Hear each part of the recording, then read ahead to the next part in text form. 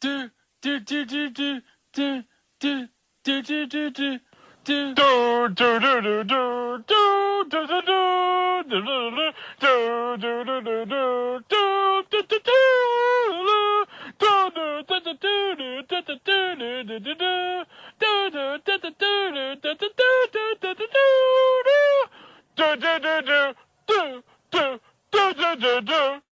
Well, hello everybody, it's me, Alan Thick. Now you may be wondering, hey, Alan, what are you doing here?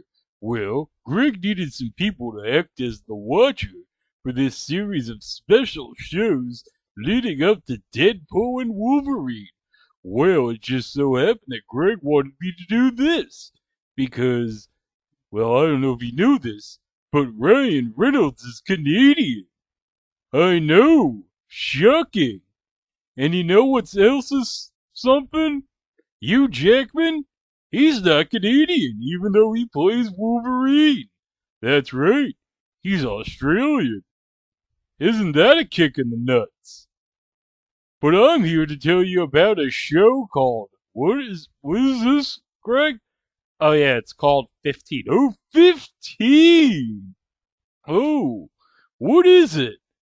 It's a Canadian soap opera for kids that was on Nickelodeon. Oh! Well, is it good? No, Alan, it's not good at all. Oh! Well, what else does it have? It has Laura Harris in it. That's it? Yeah. Okay. Well, sit back, relax, and watch Greg and Chico talk about an obscure Canadian kids soap opera that lasted for 4 seasons. 4 seasons, Greg. Yeah, I know. It lasted a really long ass time. Oh, you ain't kidding. Well, here we go. Greg and Chico look at 15. An anthology about the bad, the short-lived, and the forgotten shows and events in television history. This is It Was a Thing on TV. Punisher! Control! Tell me before I change my mind! I give you Super Train.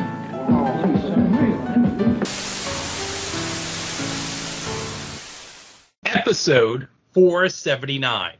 Submission 1674. 15, or Hillside, if you want to be a Canuck about it, aired on Nickelodeon in the US and YTV in Canada Sundays from February 3rd, 1981 to April 25th, 1983 for 65 episodes over 4 seasons. And by the way, folks, that's 4 crock blocks plus 1. By the way, in case the audio is different, as you can obviously tell, it's because we were recording this episode on Skype and not Zoom. And you know what, Chico? We're going to do this intro live. What? Are you kidding me? No, I'm not. So here we go. The opening to 15.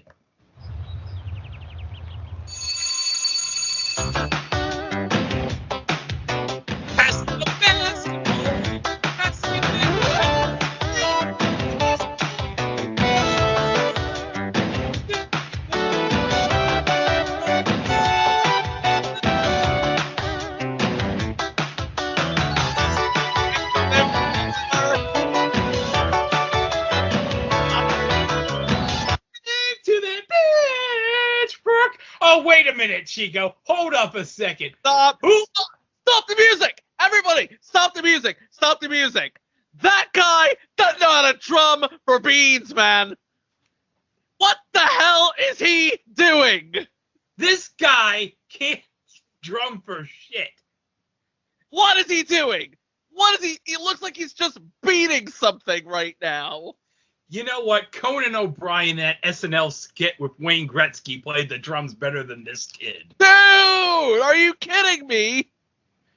Conan O'Brien's a better drummer than this red-headed Is that red hair he's got, or? No, that's dark blonde, I think. Oh, okay. You know who we're talking about. He's got a live shirt, just saying. I just love how Courtney, after Dylan plays the guitar, is like, meh. Yeah, it was okay. The guitar, it was okay. No, the guitar, I loved the guitar. The drums, they're okay. That's fine. This is fine.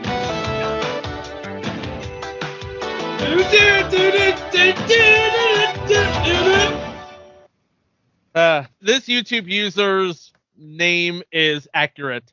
Old Nick shows do rule. Okay, folks. Now, as you all know, the podcast's main theme is that every bad, short-lived, or forgotten event in the history of television has a story. Now, while this show was not short-lived and was nearly almost forgotten, it was demonstrably bad. But this story is how a totally improv series went after a Degrassi-shaped hole in the heart of North America. The story of how the show came to be begins with a man by the name of John Brinkley, who originally saw this show as a 13-episode, largely improvised series along the lines of Curb Your Enthusiasm. It was, to say the least, different than what eventually came to be. He pitched the idea to Disney, of all places, who commissioned a pilot season, but ultimately they decided to pass on it. And per the extent of our research, it has not seen the light of day. Enter Nickelodeon, who teamed up with their Canadian counterparts at YTV and the global affiliate out of Vancouver, BCTV, now CHAN, to produce and distribute the show that eventually came to be. A slice of life inside the hallowed halls of Hillside High School, an average high school that could, like anything produced in Vancouver, could be anywhere in North America, including but not limited to, as the promos teased, homework and heartache, dating and scheming, true love, and true wickedness. And Chico, let me tell you, this show, over the course of 4 seasons, is a trip. It is indeed trippy. I got the bit right here where it said, like, John Binkley, he did create the show. All but a handful of episodes were written by one man and one man only. So you have to blame for all of this trippiness a man by the name of Ian Weir. His credits include Flashpoint, Edgemont, and Flash Forward, the Disney Channel one, not the ABC one, though I'm pretty sure they're both on the list. I'm going to have to double check when we're done here. It does explain that level of melodrama that comes with every single thing that happens to these guys. What you know about it. I mean, the amount of melodrama that is contained in a single episode is absolutely insane. It's like, okay, take things like drugs, sex, divorce, homework, hormones, not feeling like you're living up to your own potential as a teenager, and dial it up to 11. That's basically Ian Weir's raison d'etre as far as this show is concerned. Yeah, this is basically like a young person's soap opera. That's exactly what they built it as. And here's the kicker. Throughout all 65 episodes, no adults. Yeah, where are the adults in all this crap? I mean, even the Saved by the Bell gang had Mr. Belding. Even the 90210 gang had Nate. Here we have just a whole lot of kids doing a whole lot of stuff all the time. Where's the voice of reason here? I know. Okay. Well, we're going to do this a little differently. We're not going to go by episode because it's 4 seasons and we have a rotating cast. So let's go through season 1 first. Now, Chico, who do we have in the cast of season 1? Well, you saw the opening credits. You saw 9 of the main 11 characters in season 1. We saw Ashley Fraser, the sort of mousy little goody two-shoes. And I only say she's a mousy goody two-shoes because if you hear her, because she's one of 3 actors who are in all 65 episodes. If you hear her, she's barely audible. Oh yeah, she has a really soft voice. She talks like this. She talks in a whisper like 9 times out of 10. She's doing the 1991 version of ASMR. That explains so much. Ashley is played by Laura Harris, who before being cast was a prominent voice actress on My Little Pony. And is one of the few castmates who was on every episode. She has since been featured on 24, Dead Like Me, and cult classic from 1998, The Faculty. And according to Truth by Consensus Wikipedia, after a 6-year hiatus in 2021, she took on the role of Willow Ward on the Netflix show Scaredy Cats, appearing in 3 episodes. And she was in a Lifetime Movie of the Week, Gone Mom. Oh, did I mention that she was also in future entry Defying Gravity? 2 future entries, hello. Defying Gravity and Women's Murder Club. I was actually friends with one cast of Women's Murder Club, Greg. Oh really? Who's the cast member of Women's Murder Club? Aubrey Dollar. We went to governor's school together in 97. Oh, that's the one you went to governor's school with. Yes. So you have 1 degree of separation from this show, I think. I have 1 degree of separation from Laura Harris and everything she's ever done. Including 24. You know what that means? I have 2 degrees of separation from that bastard Charles Logan. Yeah, but you also have 2 degrees of separation from Kiefer Sutherland. True. Ashley's bestie, Courtney Simpson, who is like, in the credits, she is played by Sarah Douglas. Not that one. Not that one from Superman 2. Another one. Oh, I was hoping it was the one from Superman 2. She'd be a little old, Greg. Yeah, but I think that Sarah Douglas has enough range. Did you see her pick up that astronaut in Superman 2? I did. That was awesome. That took balls. It did. She hasn't been in anything before her 3 seasons on this show and hasn't been in anything since. Okay, but now let's get into Matt. Ashley's alcoholic BMOC boyfriend, Matt Walker. Now, hold on, Chico. You can't say that he's an alcoholic. He says he doesn't have a drinking problem. Bullshit! Yeah, this is the one episode where we're not even going to bother putting bleeps in. It's the summer, and if anything deserves to be unbleeped, it's this episode. It's like I said at the beginning of the summer, we're only down to 1 episode a week, but we're going to give it everything we've got. So this is Greg and I giving it everything we've got. But yeah, Ashley's BMOC boyfriend, who has an unspecified problem with the sauce that we cannot mention right now, Matt Walker, is played by a gentleman by the name of Todd Talbot, who nowadays is a real estate agent and one of the hosts of the Canadian version of Love It or List It. He's also a dancer. In fact, he's one of the dancing Kens in last year's feel-good movie, Barbie. No word if Mike has seen his fancy footwork or if he wants to. Unfortunately, he's not here. We can't ask him, but you know what his response is going to be. No. No. Yankees thumbs down guy here when you mentioned Barbie. Yes.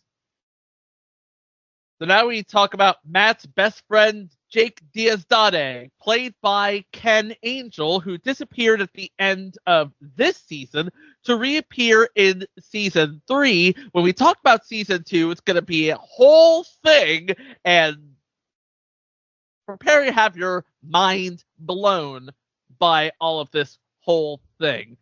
Anyway, after the show, he was in one of the many TV movies about Amy Fisher in the early to mid 90s. In this particular case, it's the one with Drew Barrymore. Well, you know, Chico, we do have all the Amy Fisher TV movies as an entry, so maybe we'll talk about those TV movies, and we'll talk about him again one day. Maybe we will. And then we have the Queen Bee, Brooke Morgan. Oh my God, Chico, the ultimate bitch. You want to talk about true wickedness? She is the devil incarnate at Hillside High School. And she is played by Robin Ross, who could also be heard as the voice of Roll on Mega Man the Animated Series. I'm not saying it's a possible Money in the Bank or viewer's choice option for me, but I am also not saying it. But nowadays, she's a producer and writer based in New York City. New York City! But I have to say, Robin Ross in real life, very not Brooke. And you know what? She's a great person, too. I've heard interviews with her on a podcast. I want to say it's the Splat podcast, the Nickelodeon Retro podcast. Very good interview if you ever find it. I have to find it as soon as we're done here, because I haven't heard from Robin Ross in 30 years. God, I'm old. Anyway, her younger sister, Teresa, is played by Janine Cox, who was in several filmed in Canada series like The X-Files, Mysterious Ways, and Da Vinci's Inquest. And the thing about Teresa, and there's going to be a bit of a comparison as we talk about season 2. Teresa is more of the whiny little sister. She has another little sister who straight up hates Brooke's guts. Brooke's best friend and low-key rival, Kelly, is played by Enuka Vanessa Okuma, who was heard on Gundam Wing and seen in the first ever attempt at a U.S. Gundam movie, G Savior. It's on DVD if you can find it. She also plays Tracy Nash on Rookie Blue, if you remember that. Requisite rebel in a denim jacket named Dylan Blackwell, is played in his first acting role by Chris William Martin, credited as Corky Martin. No idea why, but credited as Corky Martin in his 4 seasons. He is also one of the handful of actors who is in all of the episodes. He has since graduated to the upper echelons of It Was a Thing on TV. That guy from That Thing. The last of the 3 who are in all 65 episodes, his best friend and Courtney's brother Billy and amateur drummer, and I'm being quite generous when I say amateur drummer, is played also in his first acting role, almost his last, by a Vancouver native by the name of Ryan Reynolds. He's doing well. Oh, I heard. Isn't he the one who owns a soccer team with Mac from It's Always Sunny in Philadelphia? A soccer team, a liquor company, a mobile provider. What? He owns a mobile provider too? He owns a mobile provider. Oh my God. What is it? Is it like Boost Mobile or something? It's Mint Mobile. Mint Mobile, what a name. So yeah, Wrexham AFC, Mint Mobile, and Aviation Gym, all owned, at least in part, by this guy who can't play the drums to save his life. Well, I'm sure this guy has gone on to bigger and better things with his life, so good on you. You decided you're not going to play the drums well, so you decided, you know what, I'm going to make something in my life. Good for you, Ryan Reynolds. And then we have 2 people who are good enough for the series, but not good enough for the opening credits. And that would be young environmentalist, after all, it is the early 90s, Cindy, who is played by Annie Boyce, who was in episodes of 21 Jump Street, My Secret Identity, and Neon Rider, which was somebody's answer to Degrassi somewhere. Which is funny, because isn't this supposed to be an answer to Degrassi? This is supposed to be an answer to Degrassi. Nickelodeon's answer to Degrassi with blackjack and hookers. With blackjack and hookers! But then we get to the Finnish exchange student, Chico. The Finnish exchange student Olaf, not to be confused with the cuddly snow person Olaf, played by Aubrey Nealon, who is in episodes of The Adventures of the Black Stallion, and has since parlayed his acting career into a gig as a very respected Canadian producer on shows like Snowpiercer, Law and Order Toronto, which just got renewed, by the way, Allegiance, Flashpoint, and the original Orphan Black. Now I need to say something, Chico. Law and Order Toronto, it's no Law and Order London. There's no Peter Davison on it. There's no Freema Agyeman on it. And there's no Brad freaking Walsh on it. Yeah. Brad Walsh can do anything. All right, now let's go through the season 1 plots. Now, one thing you got to remember, Chico, is Matt, he's an arrogant person, and he absolutely does not have a drinking problem. Yeah, sure, he likes a few beers now and then, because what's wrong with a few beers?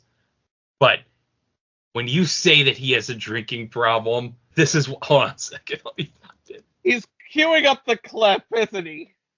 Yeah. Are you queuing up? Yep, Greg is queuing up the clip. Here we go.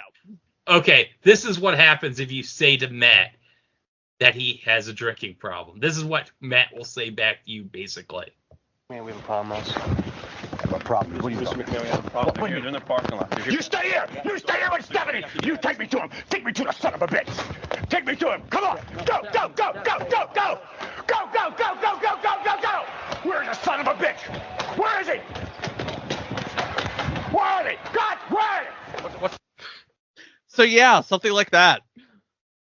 Obviously, we can't play the actual clip because it's part of the package that is available, and we want to keep this as palatable as possible.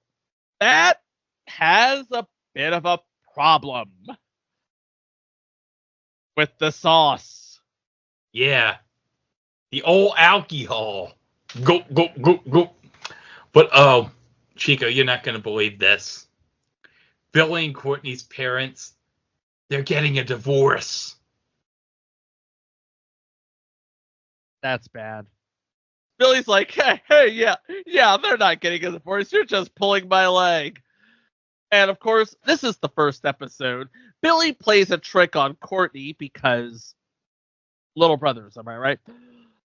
Decides to do the whole shaken cola trick. She pops the top off, and in her absolute rage, decides to let it slip that their parents are getting divorced. Oh, no. Now, one thing you got to note about this show, Chico, is the freaking, whenever they cue, like, to another scene, the stupid sounders that they use, like, one with the horns, do, do, do. That was right before Matt and Dylan were about to get into it. Oh, yeah, Matt and Dylan, they hate each other. They're like oil and water, Matt and Dylan. I've taken a look at their hair. Dylan's definitely oil. Especially at season 2 and after. Anyway. Now, what about Brooke? What about that bitch? What does she have cooked up in season 1? Oh, Brooke? She just likes stirring the pot. Oh, yeah, she's starting shit everywhere in Hillside. Yep. She likes to cause trouble for, let's see. She likes to forget her sister. She likes to basically team up with Kelly to, cause mischief. She's definitely got it in for Dylan because hot chick, hot dude, getting together just makes sense. But then we get to the environmentalist kid. This is basically her only hook throughout the series is Cindy is a young environmentalist trying to eke out as much gravitas into this season as possible. And then we get the Finnish exchange student Olaf, who starts a friendship with Billy over chess. Over chess. He can't drum, but he can play chess. But then we get a heartbreaking scene because Billy wants to be seen as cool, right? Uh-huh. Well, Chico, I'm going to present to you this edition of It Was a Thing on TV Theater. Okay, here we go. Something the matter with Cordy? I don't know. You'll have to ask her. Hey, look! There's your friend. Billy, how are you? Hi. I was afraid I was going to have to settle for beating myself at chess, but now I can beat you instead. I don't really feel like playing chess. No? And actually, I don't really like chess so much. Well, I thought you did. Not really. And actually, I should probably keep going anyway. See ya.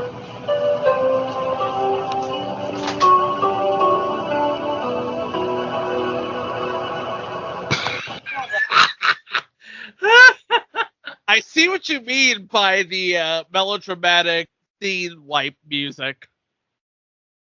I also see what Ryan Reynolds meant when he said this show is so terrible it almost caused him to quit acting altogether. So yeah. Oh wait, we were just looking at Brooke being a woman of the people, I guess. Later on in the season, she starts to make the ultimate power play. Student council president. Oh, yeah. So here's this unbelievable scene. Now, Chico, when I was going through all 65 episodes of this series, I went through Freevee. I went through Prime Video. I went through the FilmRise app on my iPhone. But I eventually made it through the entire series. When I got to this part, I told you this was one of the most screwed up scenes I've ever seen in my life. And that's saying a lot. So here it is. And by the way, it involves Ashley, and we told you that she sounds kind of whispery, kind of mousy, very ASMR for 1991, something sort of like this. You could definitely tell which one is Ashley. Hadn't occurred to me. Well, it didn't occur to me either. And quite frankly, I'm much too busy. Just like you. But you know, if people really want me to run, then...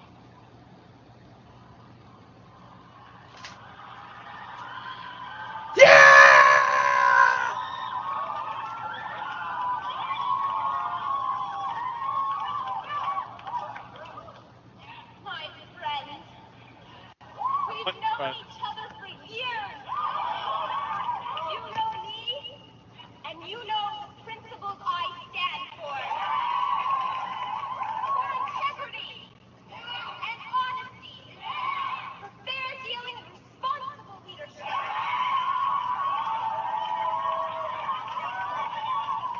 You know also that I am a humble person.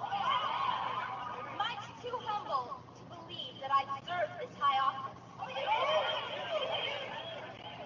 But since so many of you have come to me to urge me to run, to plead with me to run, well then, yes, I am willing to serve as your student council.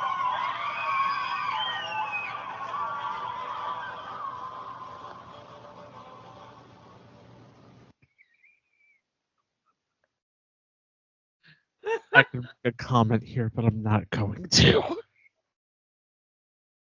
It looked like a Nuremberg rally in her dream. Bro! Why? Oh, jeez.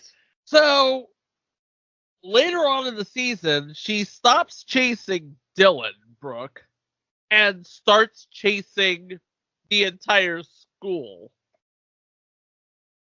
Kelly, because she is just as sneaky, if not sneakier, than Brooke is, she's also into some other stuff herself, like Matt's secret. You know, the whole thing. But Chico, he doesn't have a drinking problem. He says it like 95,000 times. He doesn't have a drinking problem. He says a lot of things, Greg. But come on, you have to believe him whenever he's playing pinball, when like Ashley and Jake show up. Oh, and by the way, I need to mention this. There's a pinball machine at the Avalon. Have we mentioned the Avalon yet, Chico? We have not mentioned the Avalon. It's basically Dollar General Max. It is. There's a couple tables and one booth and a display kitchen and a video game and a pinball. And that's it. And there's a pinball machine in the back, but you have to notice something. None of the people on this show play pinball realistically at all. None. Yeah, anybody who's ever played pinball knows there's more than just your hands at work. There's your arms. There's your whole core. It takes a lot of core movement to effectively play pinball. You know that, right? Yes. And I'm sure if Mike were here, he'd say the same thing. Now, I should note, in the early seasons, the pinball machine is Attila the Hun from Game Plan. And I have the information of this machine here from pinside.com. It was released in May of 1984, 500 produced, and it ranges the price, if you want to try to get one, from $1,390 to $1,610. I don't have that much money. No. Okay, so we talked about Brooke. We talked about Billy and Courtney. We talked about Matt's issue. We talked about Kelly's relationship with, well, everybody who Brooke hasn't got up with yet.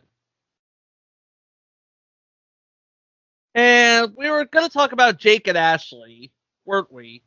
Yeah, because doesn't Jake have like a crush on Ashley? No, Jake has a crush on Courtney. Oh, okay.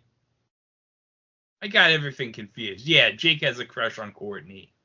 Yeah, although I can totally understand where you could see where Jake has a crush with Ashley.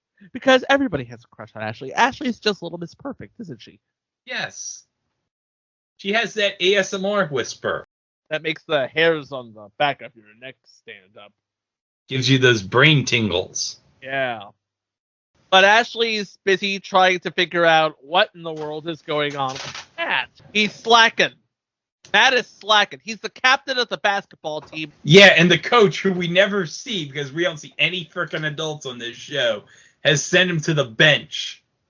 And by the way, there is more to this whole, Matt's dealing with a bad case of the yips thing. Because Billy and Courtney have a party. Matt is at the party. He brings a little liquid courage with him. And by a little, I mean enough to get him tossed, toe up, fessed up. Look, he said it himself. What's wrong with having a few beers from time to time? That doesn't prove anything. No, it does not. So, after the party, Jake finally gets up the courage to ask Courtney out on a date, tries to help Ashley with Matt, and it all comes to a head when everybody's worried about Ashley. Her parents are about to ruin her life. Brooke is ramping up her campaign for student council president, and to help matters, Kelly starts flirting with Dylan. Billy does a double take when Teresa, Brooke's sister, takes an interest in him. Dylan surprises Billy with a major offer to be in his band. Jake hasn't given up on helping Matt, and Kelly sets Brooke up for a fall, so she will have to take a detention, which means no student council president for her. And that's basically season 1. Oh, man. So that's the first season. So, okay. This gets picked up by Nickelodeon. And this becomes like a big hit, right? Big enough hit.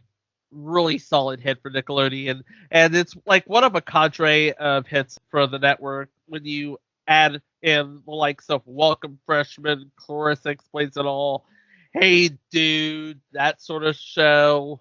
Found a home there. It was unlike anything on Nickelodeon. It's like, I will talk about it when we get to the end, but it's like, this was like something you really had to invest all your time in week to week to follow along. I mean, they did have the recaps from what happened the previous week when they started the episodes, so it's like, this was a continuing saga. In fact, Nickelodeon built it as a continuing saga in their advertisements.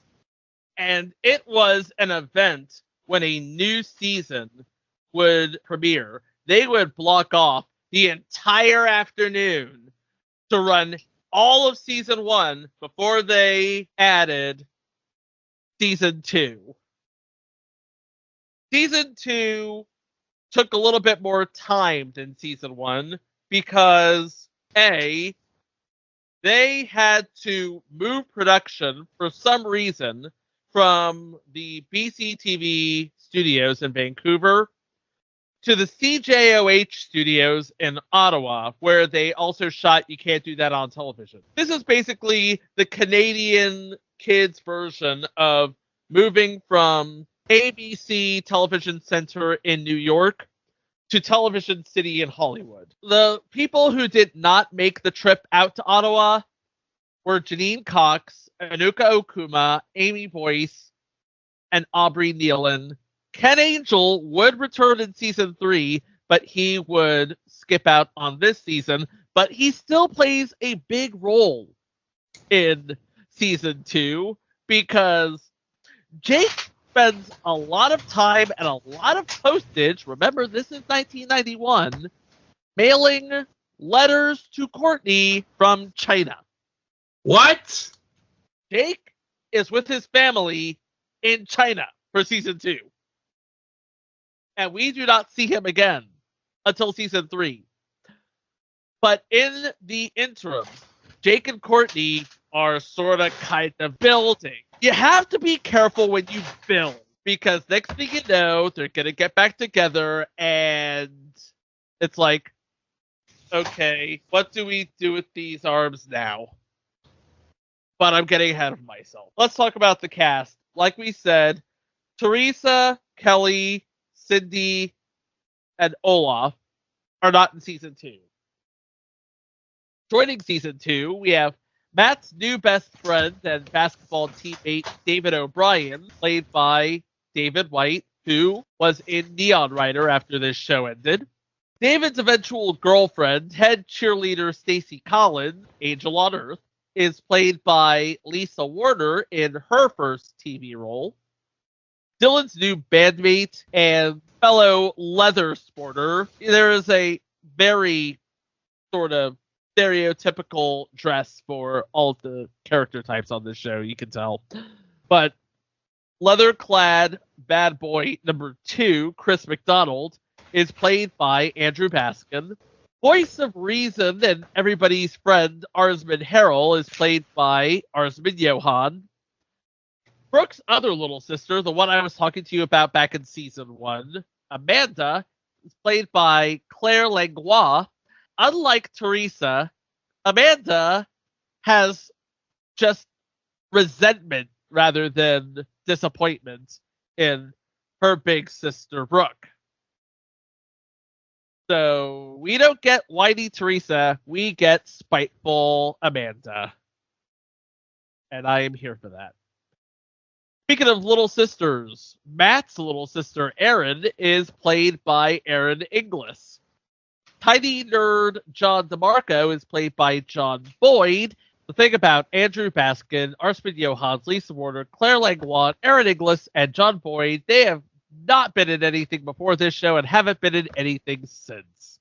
Erin's best friend, Leah, is played by Mina Brighton, who nowadays is a producer who splits her time between Ottawa and Raleigh. So, ships in the night? Maybe you've encountered her once in a while. Maybe. Then we have another leather-clad baddie, Roxanne Lee, who is played by Roxanne, no relation, Alexander.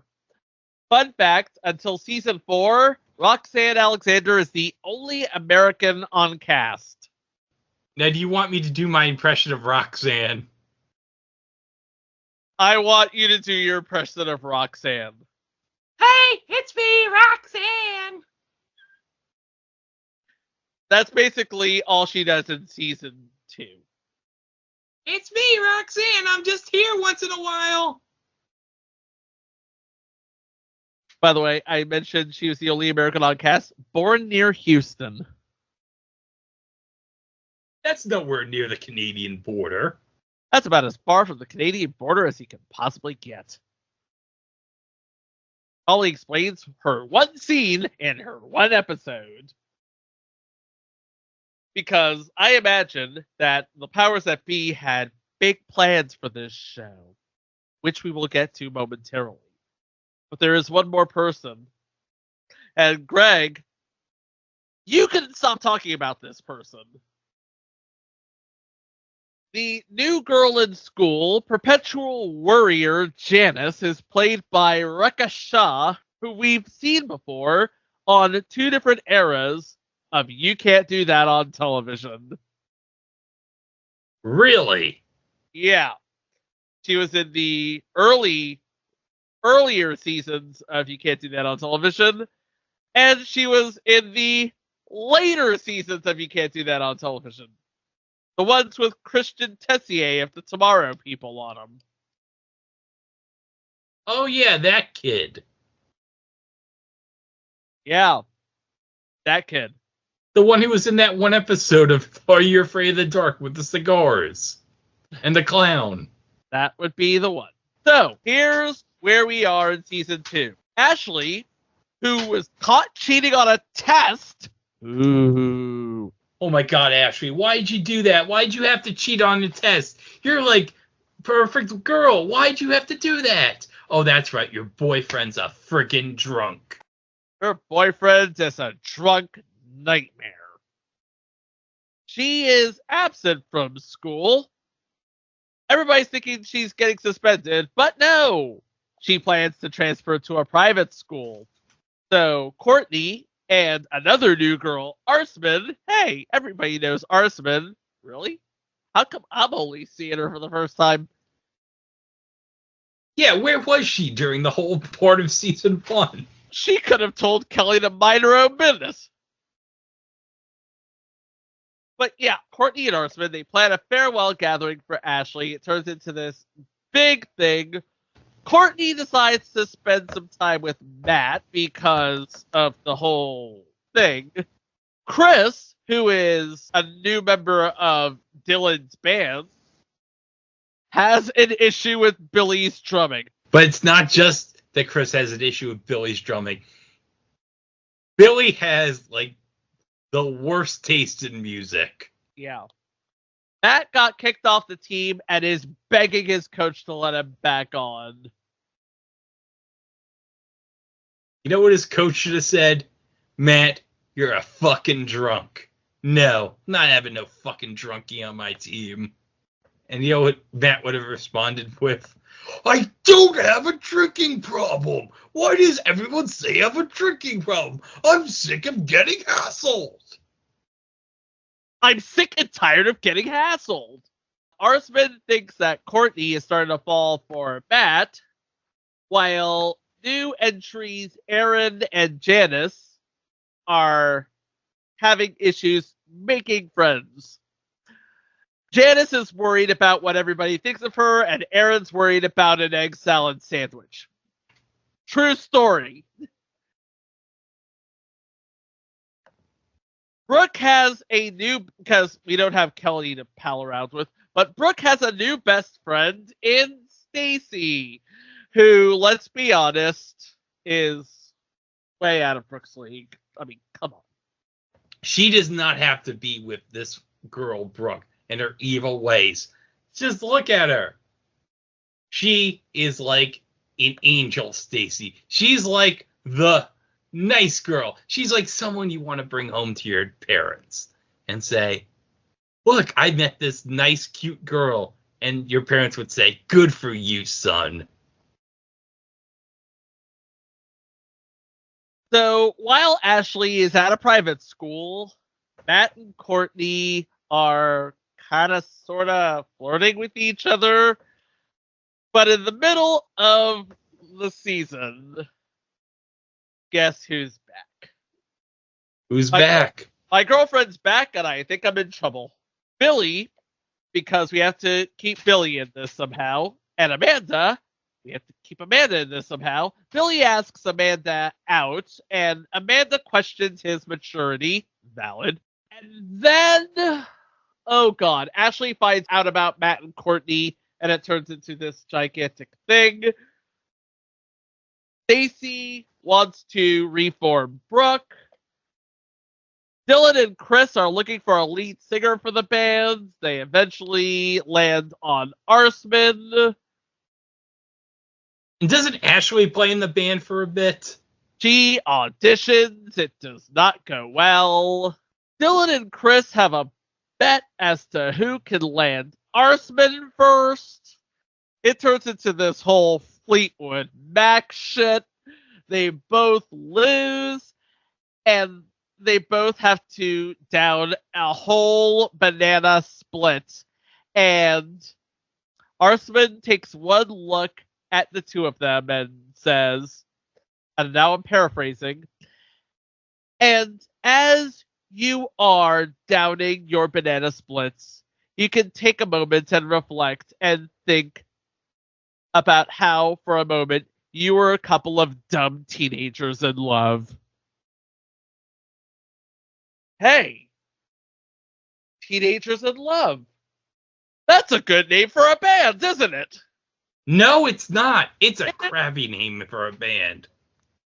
Somebody thinks it's a good name for a band, and so now they are Teenagers in Love. Why they thought this was a good idea for a band, I have no idea.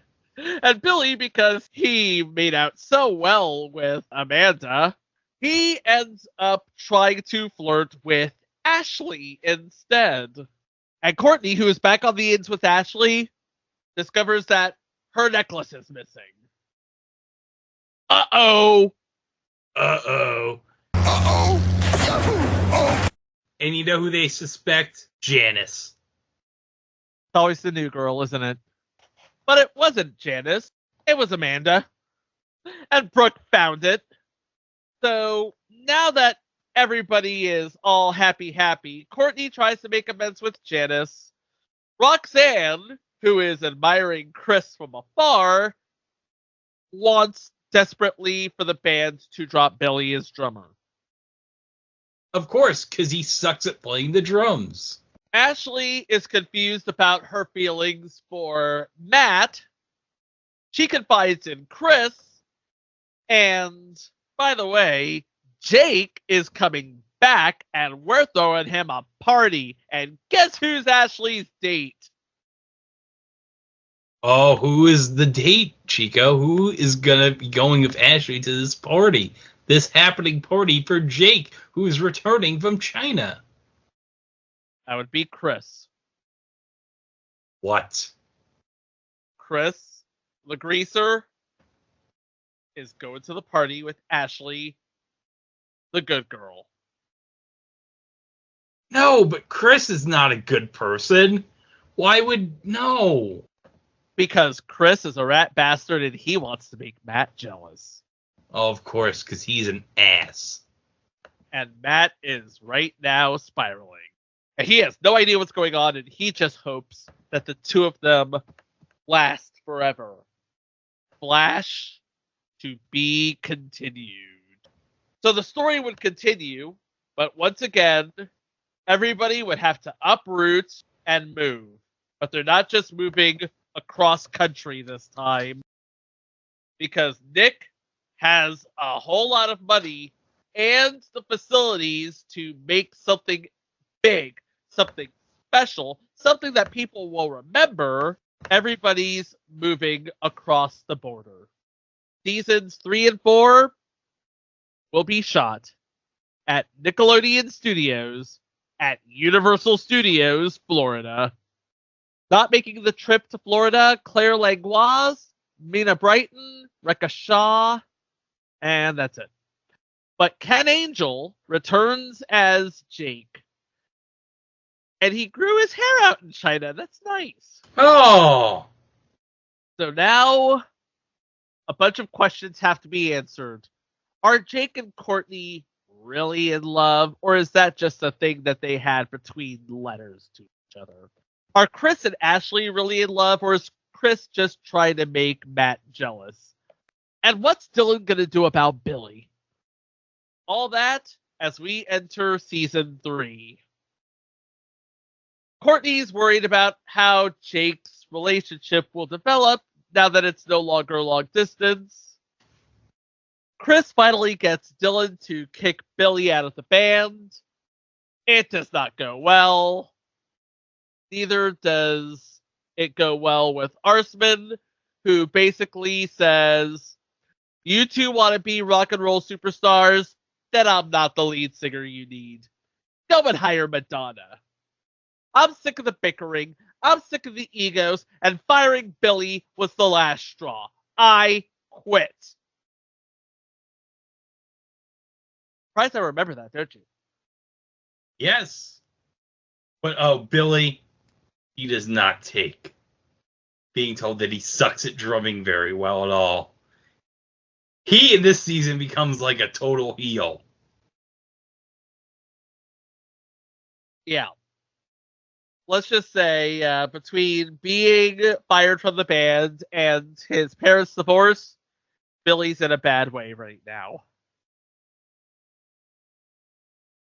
Jake and Courtney, not necessarily in a bad way, but they had a whole better relationship when there was like a whole ocean between them. Meanwhile, Brooke, because Teenagers in Love is in need of a lead singer, Brooke decides she volunteers as tribute. As bad as Billy is on the drums, Brooke is a worse singer. Yeah. And have we mentioned that Roxanne is basically the Yoko Ono of Dylan's band? Yes, that would be an important thing. And by the way, Roxanne plays more of a role in season 3. She's basically Captain Obvious, because in the second episode, Jake visits Matt and says, dude, you got a problem and you need to get your stuff together. Matt responds by kicking his ass.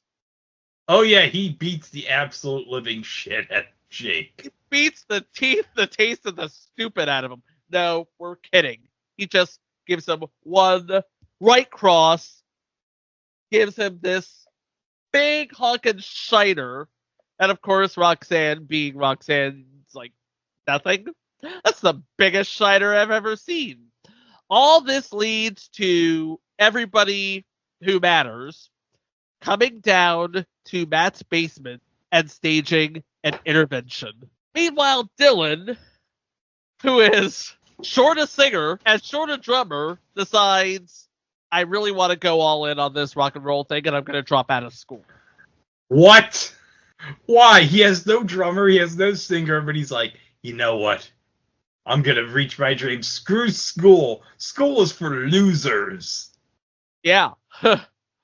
So, Dylan and Chris, they recruit a new singer for the band, Roxanne. What? Your guess is as good as mine. What? No. Why? He's worse than Brooke. You know what? They could have used Brooke as the lead singer. That would have been much better. Matt, spurred on by the intervention, agrees to go to rehab. Yes. And isn't it because his poor little sister is so concerned about Matt? Uh-huh.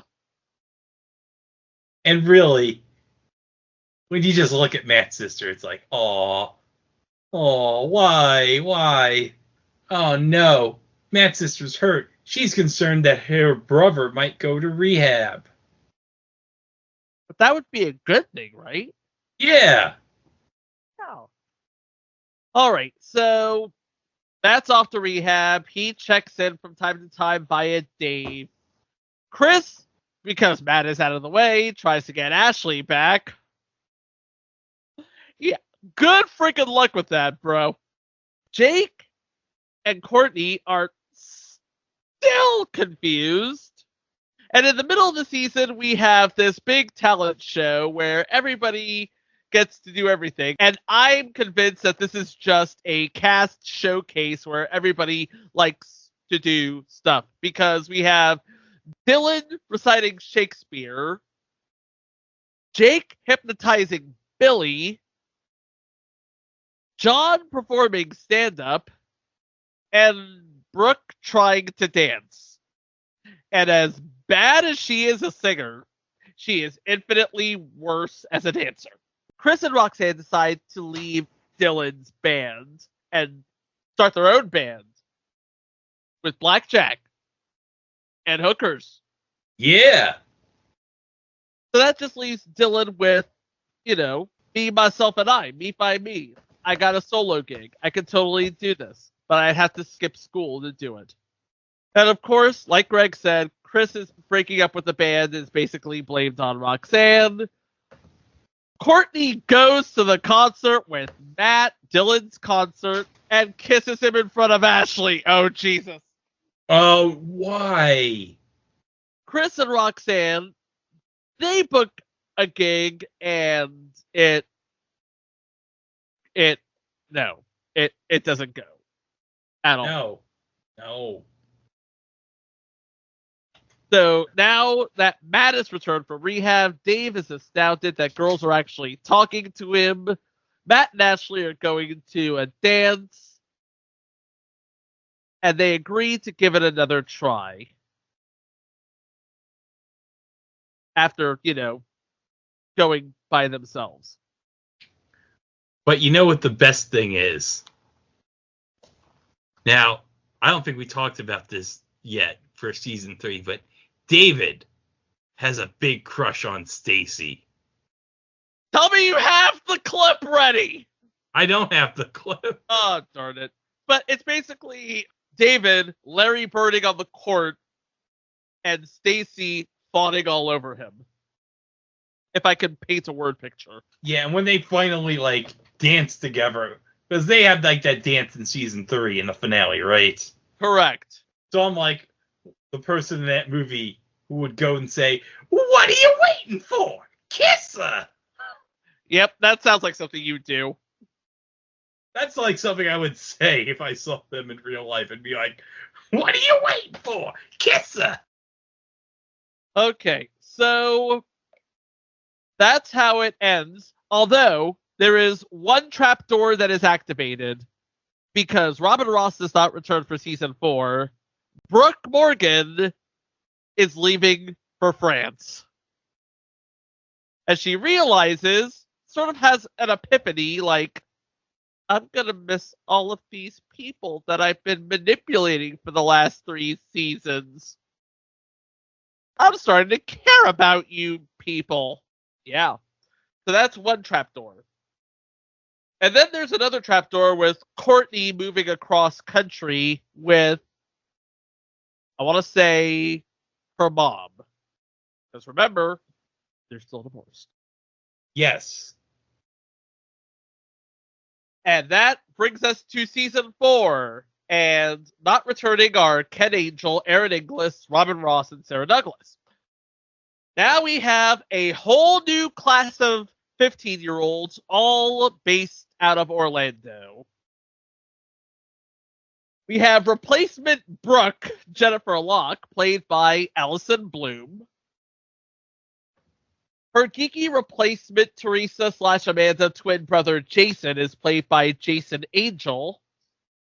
David's little sister, Pepper, is played by Pepper Binkley, who nowadays is on the web series It's Freezing Out There, which is about storing your eggs, ladies, and it features a whole lot of nobody. Micah is played by Micah Cox, who was simultaneously on a shorter-lived Nickelodeon series, My Brother and Me. Was he Goo? He was not Goo. He was a one-off. Oh. Pepper's best friend, Russ Talbot, is played by Russell Dabolt, who was actually in season 3 as accordion player at talent show. And then we have 3 new students at Hillside. We have Liz, played by Elizabeth Ortiz, who could be heard in the Viz dub of Sailor Moon as Princess Diamond. We have Billy's new stepbrother, Loyal, played by Loyal Paczynski. And we have new student and smoking hot piece of "Oh hi, how are you doing?" who somehow ended up with Billy, Brittany Nichols, is played by Aaron Donovan. Allison Bloom, Jason Angel, Russ Dabolt, Aaron Donovan, and Loyal Paczynski did not do anything before this show and have not done anything since. So, now that we have a whole new class of 15-year-olds to sort of usher in the next generation of the antics of Hillside High, Dylan is not listening to his friends. Matt is confiding in Dave about his newfound relationship with Ashley. Roxanne still can't believe that Chris booked the bands. They have not played yet. I don't even think they've practiced yet. And now that Pepper is going to Hillside along with her big brother Dave, he's getting advice from her about Stacy. Oh, did we mention that Pepper wants to play on the soccer team, but Hillside doesn't have a soccer team? What's the solution, Chico? Play on the boys' soccer team. Oh, no. You know that this was 2024. You know a lot of parents would have a lot of shit about this. Yeah, they would. But you know what? This is 1993, and nobody cares. That's right, because there's no adults on this show. They don't exist. That's right. So, Arsman is still bothered about Dylan quitting school. He gets called a loser, while Chris and Roxanne finally play their gig, and they still suck! Yeah. I had a button for that, believe it or not. Oh, thank heavens. So, while he's trying to get back into school, Dylan is out looking for a job? Yeah. And meanwhile, Pepper is basically new Arsman, who basically takes Billy to task for picking on little Jason. Because Jason, he's everything Jennifer is not. He's good. Jennifer is evil. Meanwhile, Dylan scores a job as a busboy at a place called Ari's, which is a new hangout, which is part restaurant, part fashion boutique, and part shopping mall? I did not understand what this was. It was freaky is what it was. But not too long after, somebody robbed the place. There's $50 missing. Next thing you know, Dylan is fired and then kicked out of the house. So now, aside from being jobless, he's also homeless. Matt offers his couch to Dylan. Stacy tells Dave that Chris stole the money from the till. Dave gets Stacy to tell Billy and Dylan all of this. Dylan has a meeting with the boss to try and get his job back. Chris gets a lot of dirty looks. Jennifer copies Jason's math assignment. Jason is trying to offer sweet revenge. Jason is punished for doing so. While Dylan is crashing with Matt, he's involved with Arsman. And also spending time with Ashley. Oh, no. Stacy and Dave are finally together, but they have a bit of a falling out. Dylan and Ashley finally admit how they feel about each other, and then Matt catches them kissing, and oh, jeez, this is going to end well. And that's the end of the first half of season 4. Then we have a whole new half where Chris and Dylan are about to face off over the money from earlier. And Billy meets Brittany. Oh, Brittany. Oh, Brittany. So Dylan and Ashley decide they're not going to see each other. Jennifer is stuck with Brittany as a project partner. Russ is offering to help. Everybody's falling over to make Brittany feel welcome. But here's the thing. Brittany is just as manipulative as Jennifer is. Oh, yeah, she definitely is. Especially to Billy. Oh, it gets even worse.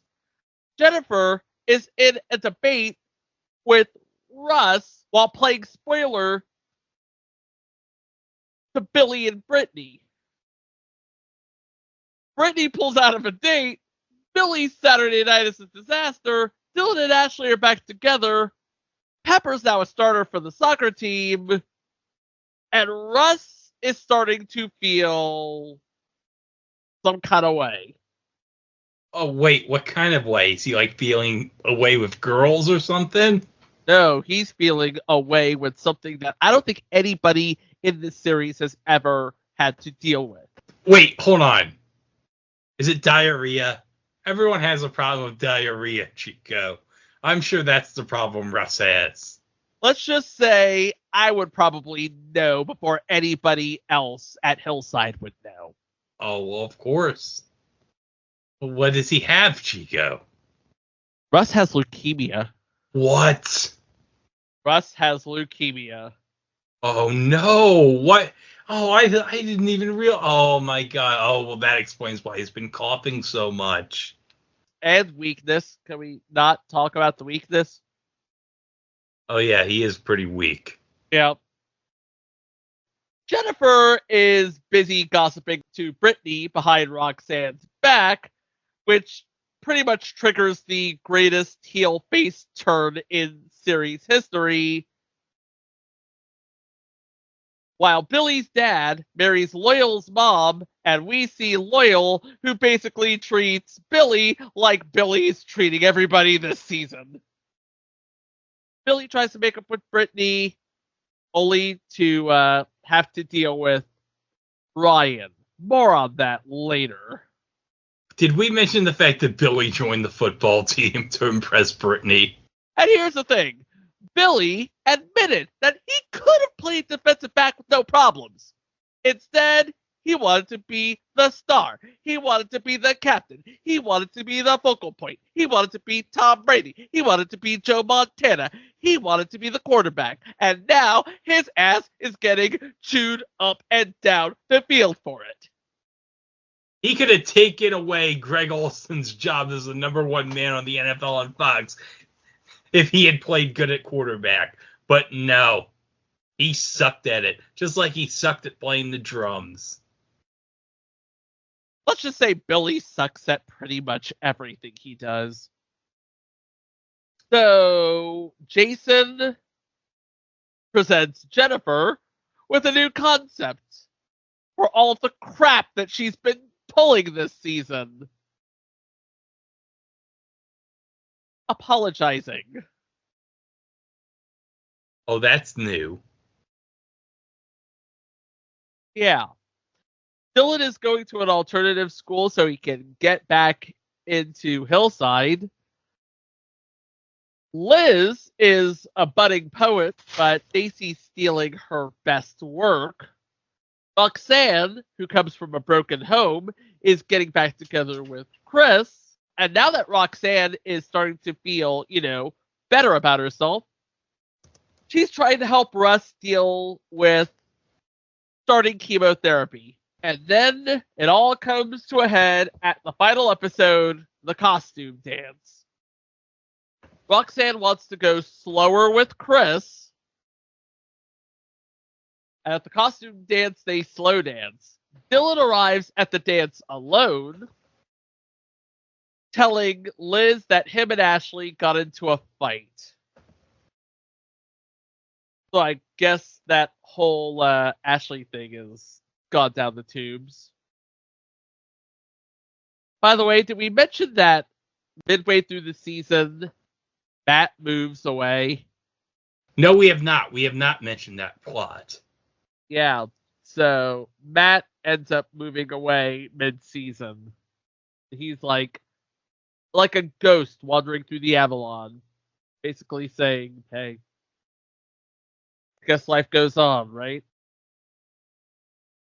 And then let's go back to the costume dance where Brittany goes to the dance with Billy and then takes off with Ryan. Billy catches Brittany with Ryan and Billy lays it into Ryan. Pow! Oh, yeah, he decks him so hard. So, okay, Chico, what happens next after that? That's the show! What? Right? I mean, we've had books released, about 15, but none of them expound on what happened after the costume dance. Wait, we've had books about 15? 15 has released a series of books, but none of them go past season 4. When did these books come out? 1993. Oh, that explains it. Yes. But, yeah, I mean, there's absolutely no closure here. Nickelodeon got their 4 seasons out of this show. The network was moving in a different direction, and the powers that be thought this is enough. In fact, I wrote out a theory in my show notes here that 1995 was a bit of a turning point in Nickelodeon history. Production at the Orlando facility was on the downswing. Shows that were popular during the early 90s were wrapping up. Your Clarissa's, your Double Dare's, your Hey Dude's, your Salute Your Shorts's. New shows largely spearheaded by Mr. Black were coming onto the schedule. Without going into the whole quiet on set scorecard, 15 died, so all that could live. So basically, we have this show dying to thank for Kenan Thompson being on SNL for 20 years. Yes. Also, as cheap as the show was to produce, it still had more hurdles to jump than the usual Nickelodeon production, with roughly half of the cast being Canadian nationals at or near the age of minority. I imagine, given everything on the table, Nickelodeon was presented with 3 options. 1. Continue the course. Expensive, full of red tape, unprecedented. 2. Continue with the Orlando-based cast only, which would entail a lot of trapdoors to be written in the script. And 3. Cancel the show and move on to the next thing.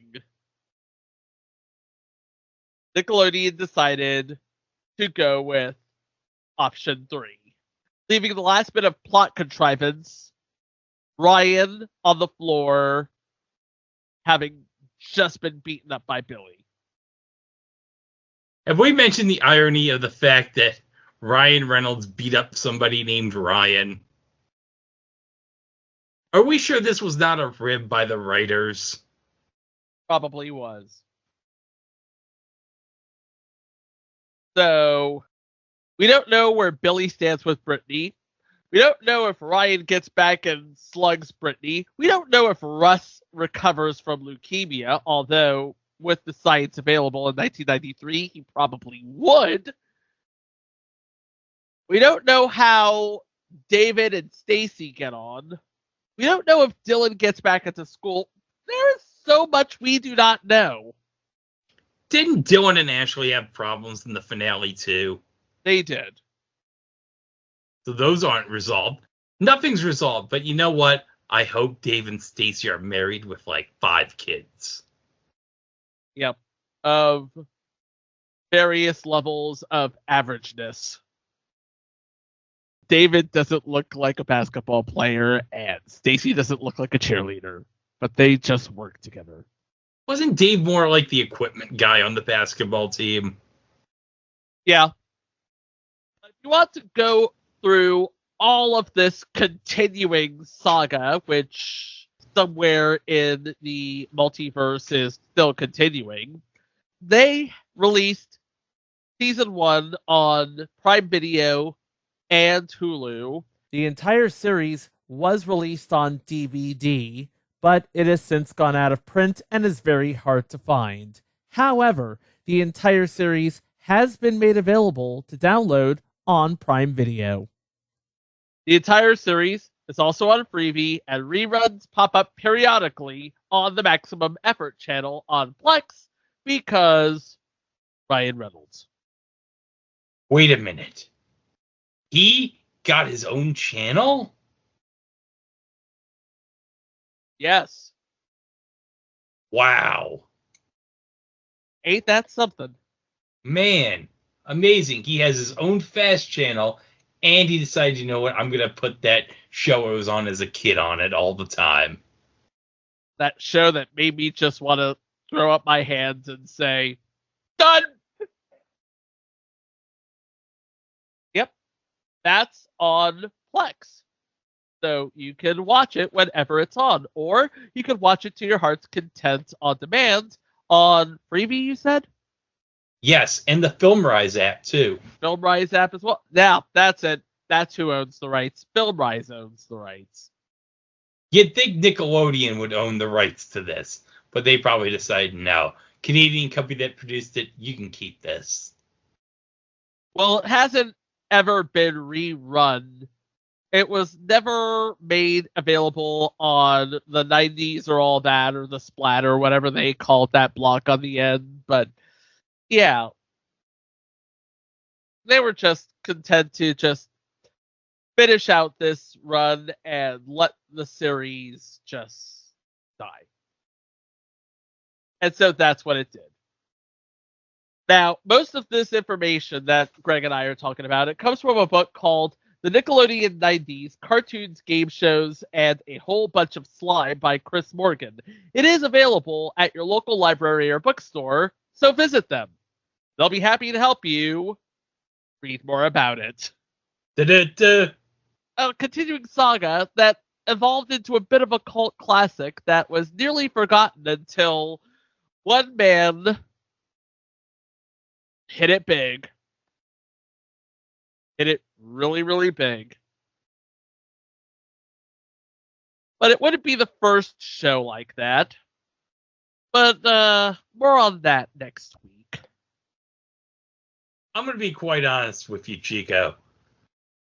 When I was a kid, I just skipped past this show. I was like, okay, this show is like way too confusing for me. And I'll be quite honest, if I want to watch a Nickelodeon show about high school, I'm going to go to Welcome Freshmen. Yeah, Welcome Freshmen was the show to watch, except for season 3 and onward, because then it just became a funny version of 15. Yeah. But for what it was, it did its job. It got an audience for a network in need of an audience. And now, here in 2024, when some of the cast went on to bigger and better things, this show can be looked back fondly as just another thing on TV. Now, before we do the plugs, I know Mike was not here for this episode, so I know this is the part where we usually get to the Match Game Hollywood Squares Hour update. So, like Mike did with you, Chico, 2 weeks ago, I'm going to, summon him right now. And I'm going to try to use the power of, that ESP or whatever he did. So, okay. Mike, come to us. for the Match Game Hollywood Squares Hour update for this week around the middle of June of 84. Presto? Bend! Don't do the bend. Okay. Now! We have Pat Sajak, who just recently retired after 41 years of hosting Wheel of Fortune, at least in syndication. And we have Roger E. Mosley, Ken Kercheval, Lois Hamilton, Marshall Wallace, Richard Klein, a new person on the panel, Petronia Paley, and Charlie Siebert. We didn't have a whole heck of a lot happening this week. We did have a $10,000 win with Petronia on Monday, and then Charlie had a $10,000 win on Friday. That'll take us to next week, week 35. And looking at who's on the panel next week, we actually have a number of people who haven't been on previously. By my count, I think we've got 4 people. One of whom is an absolute legend of television at that time, in 1984. Another one would soon be a legend who actually has a show that's premiering on NBC right around the corner. And a third person is a star of a reasonably new NBC show at this time. And the fourth person isn't even on an NBC show, so who cares? No. She's a good player, good celebrity. So, a lot of fresh meat next week on Match Game Hollywood Squares Hour. I'm going to throw it back to Greg and Chico to wrap up this episode.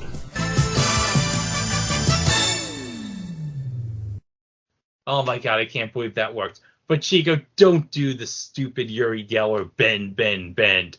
Please don't do that. Okay, I won't do that. I had to help you out. Because Mike is a big figure here. I mean, in stature and in reputation. He's going to need both of our powers to conjure him. Yeah, well, we did. So, man, that does it for this episode. But what can we do, Chico, after this? Well, after this, we can go over to itwasathingontv.com and listen to the previous entries that we have in store, like mini-sodes, live watches, instant reactions, all of that fun stuff. That's all available over there. And also, we can follow each other. We can follow the show on all social media at itwasathingontv.com, except for Facebook, which is It Was a Thing on TV podcast. And except for Mastodon, which is It Was a Thing on TV at tvwatch.party. We also have stuff going on the Podbean feed at the Place to Be Nation. Yes, because of the wrestling feed, they just released, I think maybe last Sunday, Scott Criscola put up the It Was a Thing on TV live show we did for part 1 of Who Killed WCW. And that was, I gotta say, very fun. And as we're recording this, part 2 has just aired. And you know what? Everyone was blaming each other for why Bill Goldberg's streak ended. But you know what the best part of part 2 was? Just go ahead. Basically, Bret Hart saying this every, 5 minutes. What a bunch of idiots, imbeciles, stupid as it gets. Stupid, clueless idiot, a bunch of clueless nuts. Is there anybody here that's got any brains? Stupid every day, every night. So stupid. Just really stupid. The biggest cutthroat bunch of conniving, backstabbing idiots you've ever seen in your life. That is such bullshit. It's the work of an idiot. Pathetic, really stupid idiots. Are you an idiot? Lost? Idiot, he was the shits. You will always be seen as a complete failure. The term motherfuckers would have been crossing my mind pretty regular. Thanks for nothing. Go fuck yourselves. So, Brett, what did you think of Billy's drumming? He was the shits. Half of that stuff you could use to describe Hasbro nowadays. Just saying. So, yeah, all of that is on the Podbean feed. And, of course, if you are on YouTube, don't forget to like and subscribe with notifications on so you can be made aware of everything going on. And that goes for our Apple Podcast, TuneIn Radio, iHeartRadio, Google Play, all of that. Wait, Google Play's dead. Sorry. Not Google Play. But Screw yeah. Google Play. Yeah, fuck them. They're out of business, Google Play.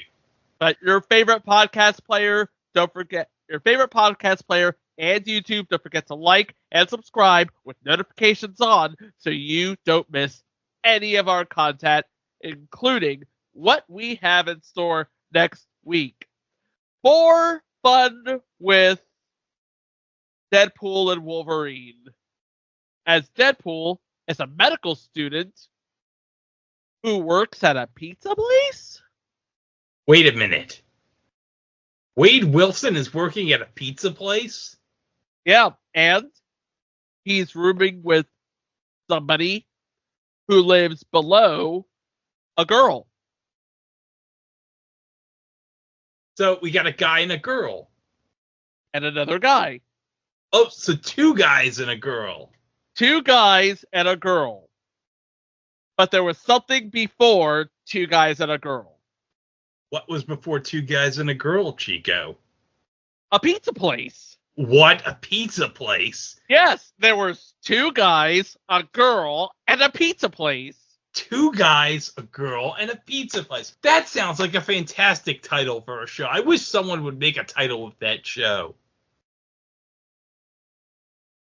Well, wishes come true, don't they? And we'll find out how next week, right here on It Was a Thing on TV. That's Greg. I'm Chico. Thank you ever so much for listening.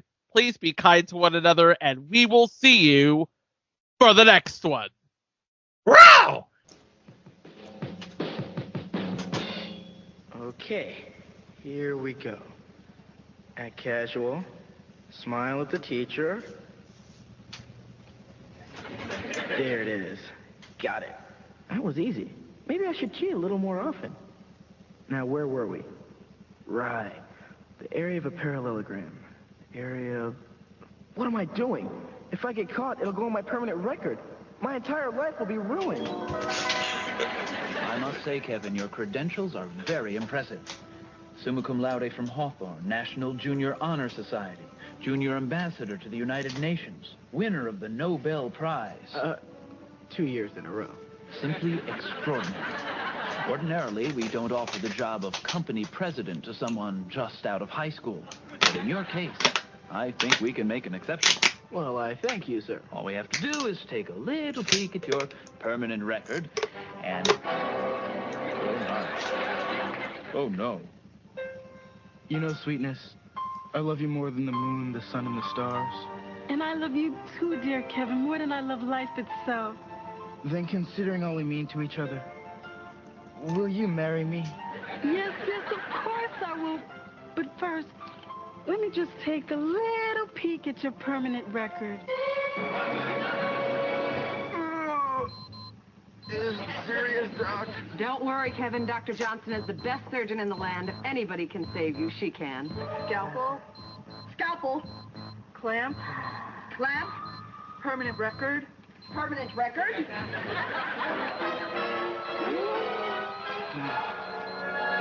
No, wait. Come back, please. That was just one lousy parallelogram.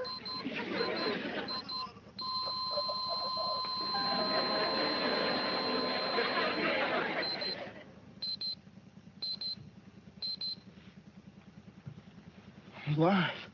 Well, you're going to be dead if you don't get started on that quiz. Irv, what are you, crazy? You better put that book away. You get caught cheating, it'll go on your permanent record. Cheating? It's an open book test, you idiot. I knew that.